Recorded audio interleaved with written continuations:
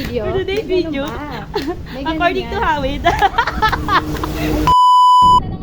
Hello mga kananay! For today's video, pupuntahan po namin ang isa sa mga kaklase namin. Malapit lang po yan, dito lang po yan sa Morong. Syempre, hindi magpapahuli ang aming kasama. Siya po yung nagsundo sa akin. Nakamotor pa, akala mo talaga.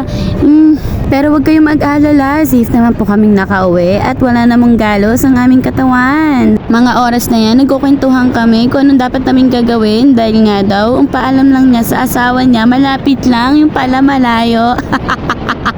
Dahil dyan, nandito na kami, nakarating na po pala kami, hindi namin namamalayan. Ayan, dahan-dahan pa kami para safe naman pagliko namin. Ayan o si Kuya, nag-giveaway si Kuya. Nag-giveaway si Kuya. What? Nice. At sa wakas, nakarating din kami. Aba, bumisi na pa talaga. Shout out sa'yo, Ate Hawid. Bleh. Here na. At dahil dyan, bumili muna kami ng mga ingredients sa aming lulutuin.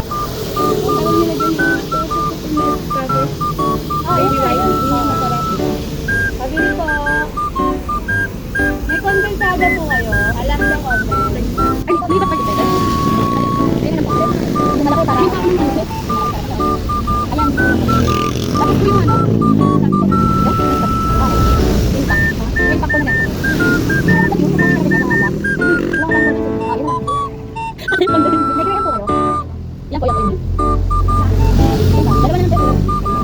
Ang pinag-uusapan nga namin kung isa lang ba ang bibili o dalawa, kaya nag-decide na dalawahin. Baka kulangin at hindi maging masarap ang kinalabas.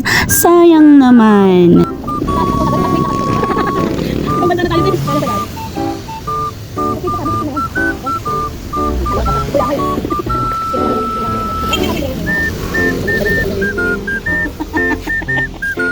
Lutuin na natin to. Dali mo na dyan.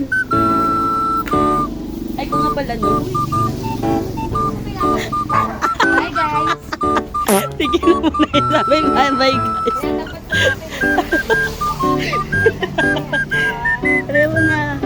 Ng mga oras na yun, guys, nagsisimula na kaming gumupit ng sticker para idikit doon sa aming product. Pero bago ang lahat, hindi talaga nahuhuli ang kwentuhan. What? Akala mo, Ate Hawid, ligtas ka ah. Kita ko mga reaction mo.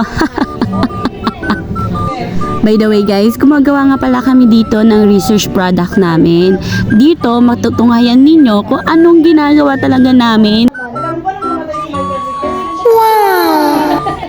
Pero bago ang lahat, hindi nagpapahuli talaga sa bidahan. Akala mo talaga hindi na stress sa research? Habang nagkukwentuhan, gumugupit pala ako diyan ng labeling para sa aming product.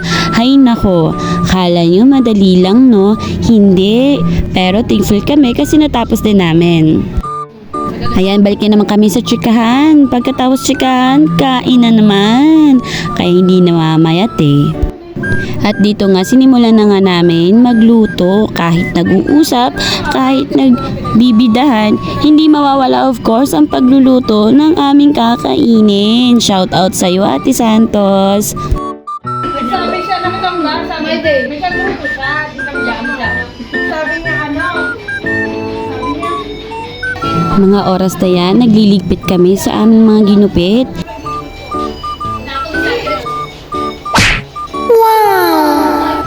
Mas mabubusog pa yata ako dito sa kakatawa, sa kakakwentuhan.